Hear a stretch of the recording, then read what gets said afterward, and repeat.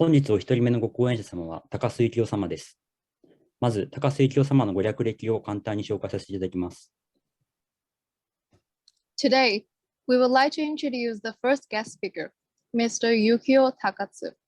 Mr. Takasu is the chairman of the NPO Forum on Human Security, the current special advisor to the Secretary General of the United Nations, in charge of human security, the vice president of the Japan Committee for UNICEF, and a visiting professor at Ritsumeikan University and Chubu University. He has international experience as Under-Secretary General of the United Nations, Permanent Representative of Japan to the United Nations. And he is the author of National Data, SDGs, and Japan, Human Security Indicator for No One Left Behind. 高須様 NPO 法人人間の安全保障フォーラム理事長、現国際連合事務総長特別顧問人間の安全保障担当であり、日本ユニセフ協会副会長、立命館大学、中部大学客員教授として活動されております。また、国連事務次長、国際連合日本政府常駐代表などを歴任され、豊富な国際経験をお持ちです。著書に全国データ、SDGs と日本、誰も取り残されないための人間の安全保障指標があります。それでは高須様よりご講演を承りたいと思います。高須様、マイクをオンにしていただき、ご講演のほどよろしくお願いいたします。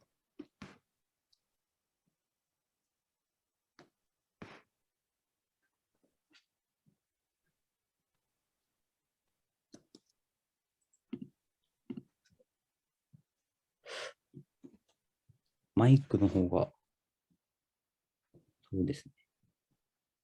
一度、マイクを外してお話しいただいてもよろしいでしょうか。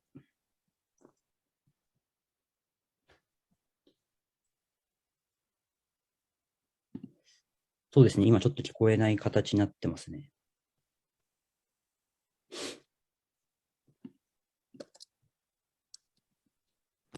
そうですね。としてるんですけれども。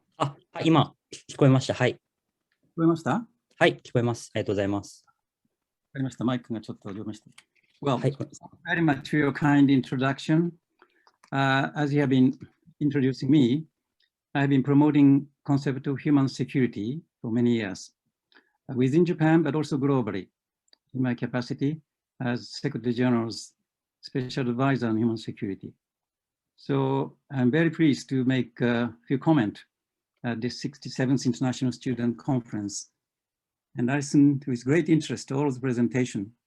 And I'm really impressed by enthusiasm and a high quality presentation. So for that, I like to commend the members of organizing committee, but also presenters for the excellent works.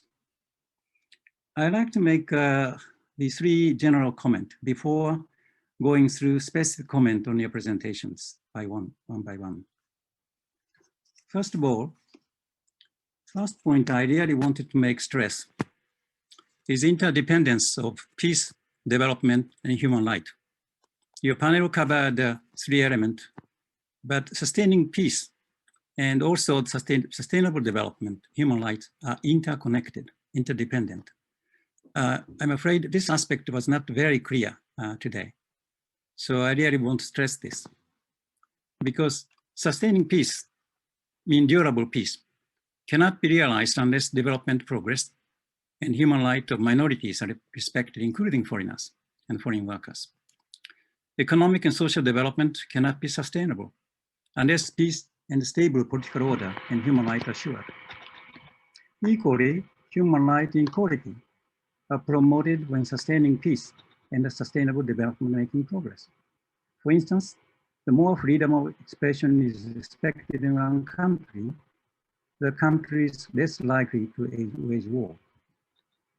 So to achieve a peaceful and prosperous society, we have to pursue peace, development, human rights simultaneously. Second point is that you talked about SDGs very much, but still, I'm afraid that I really want to stress the one aspect of Sustainable Development Goals, which has been adopted by UN General Assembly when I was in UN Secretariat. You know that it is based on the recognition of such interdependence, peace, development, and human rights. SDG aims at realizing peaceful, prosperous, and fair society So not only eradication of poverty and food security, of course, improvement of living conditions, urbanization, and preservation of global environment. These are very important for sustainability. However, also peace and stability and correcting discrimination and inequality is a very important point. You know, the two documents are separate. One is SDG, UN Resolution of General Assembly, and Agenda 2030 is another document. And Agenda 2030 provide vision of SDG. It's not just simply 17 goals under 69 goals. Effective implementation of SDG, therefore, requires pursuit of peace, development, and human rights on equal basis. Today's theme covered important objectives, of course, target of SDGs. Food and goal 2, in foreign workers, goal 8.8 and 10.7, and political participation, goal 16.7, and urban planning, goal 11, like it pointed out. Second point I'd like to stress is usefulness of human security approach. I listened to the presentation very carefully, but I wish a little bit more application of human security approach could have been discussed in each of the subjects. Because concept of human security helps linking peace, development, human rights, as I said. So human security recognizes inherent value of human being just because one is born as a human being. So human security aims, as you know, ensuring life means survival. Nuclear disarmament, elimination nuclear weapons is one of those. Livelihood, town planning and urban planning and other things, and food security is livelihood. But also about dignity to every individual. This human dignity is extremely important, the word I didn't hear tonight, because it's an inalienable right that is enshrined in 1948 Universal Declaration of Human Rights. Such understanding of human security was agreed internationally by UN General Assembly Resolution 2012. So elimination of nuclear weapon falls under category life and survival. Food and urban planning, livelihood, living condition, but political participation and treatment of foreign workers, foreign residents, later on separately. These are dignity, extremely important subject. So strengths of human security approach, I do want to see more clearly, because always human security addresses issues from any issue you talk about, food, or town planning, everything. Human-centered view. Always pay attention to indignity, anxiety of a person to possess individual will and do, not treat people as a group of people. Second point is that we focus on most vulnerable people who are likely to be left over and try to address the need. So I wanted to see this aspect more clearly in your presentations. Third point is promote integrated approach. It's not only public sector at national and subnational level, but also private sector and civil society level. So encompassing peace and development, human rights, integrated through partnership with various stakeholders. This is great potential to explore. And some of the hint I can hear, but not much to tap. So third point, general point I'd like to make is what is the new normal we're talking about? What has become actualized in the new normal after COVID-19 pandemic? First of all, it caused serious impact disproportionately on vulnerable people. This is the most important, I think, new normal, including children, women, particularly single mother, regular workers, elderly people. Globally speaking, low-income countries, high-indebted countries, countries in conflict, and people laborers, and migrant workers, foreign workers, and refugees. And human rights of those vulnerable groups are violated, particularly children. This is child rights crisis.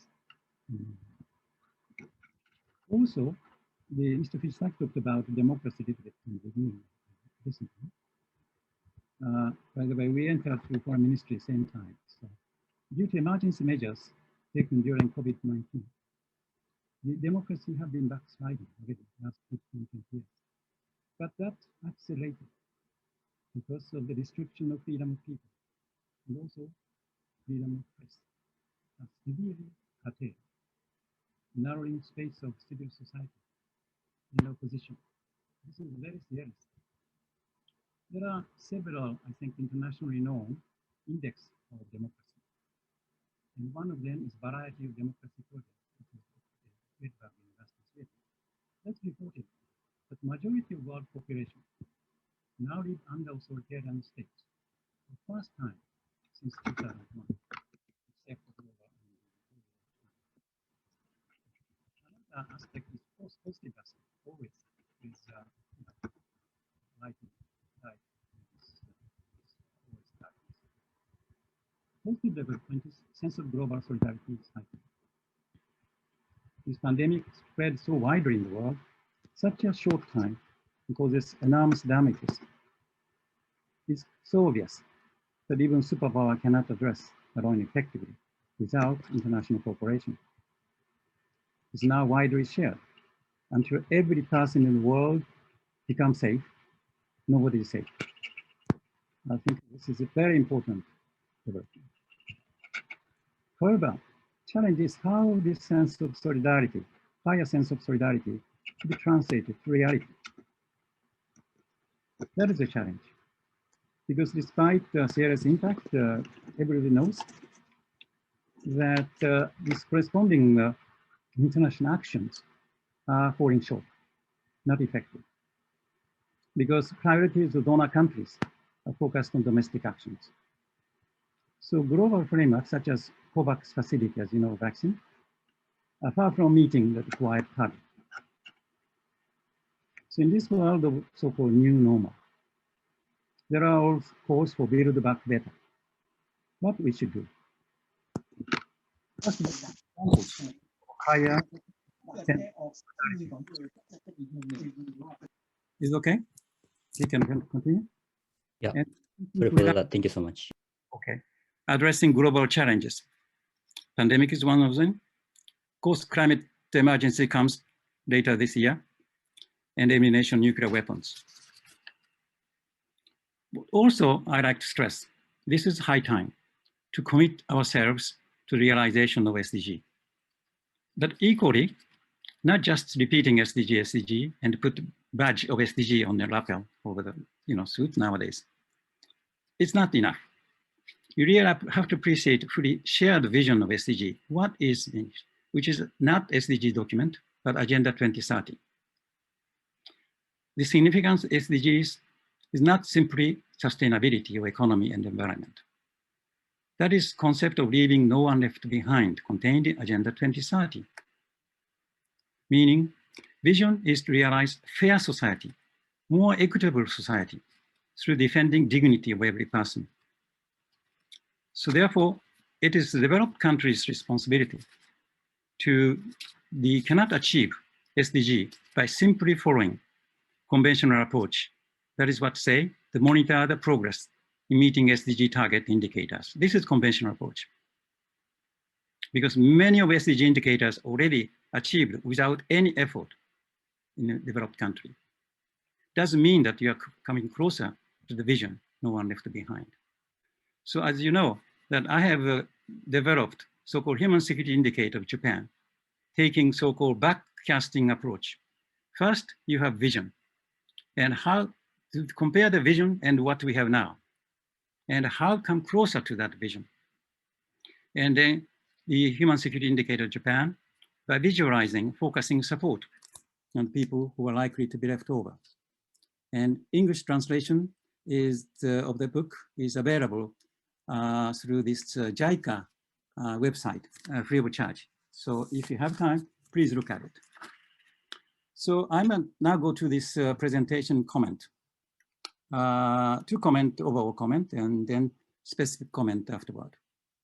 First point, as I mentioned earlier, I wished you could have gone deeper on the value and application of human-centered, human security approach in taking up each case study. I did not see much elaboration in this aspect. second point is that also, I wish you could have tackled each subject, not only with individual theme, but also context of broader implication, as I mentioned, interconnectedness with peace, development, human rights. I'm going to comment specifically in connection with food security. Food security is very closely related peace and human rights. That aspect was not very clear. So now I move on to specific comment on each presentation, which I really enjoyed listening. I arrange according to theme. So I take up a nuclear weapon first. This is a very interesting presentation, but I would say I was little disappointed is not what was stated, what was presented, but what was not presented. For instance, I wished a stronger, persuasive argument why we must work to eliminate the nuclear weapons. Discussion tend to focus on process or mechanism for creating confidence building or conflict resolution forum in a nuclear event.